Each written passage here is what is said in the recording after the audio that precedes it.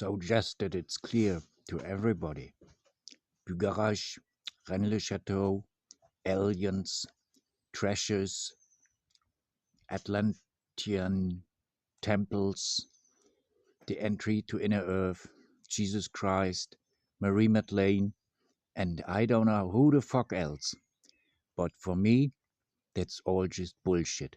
I am here for the forest and the mountains, and that's all. Everything else, all those beliefs, you're free to believe what the fuck you want, but I don't believe it. All those energies, that's all bullshit. That's just what I want to say. It's all fucking nonsense.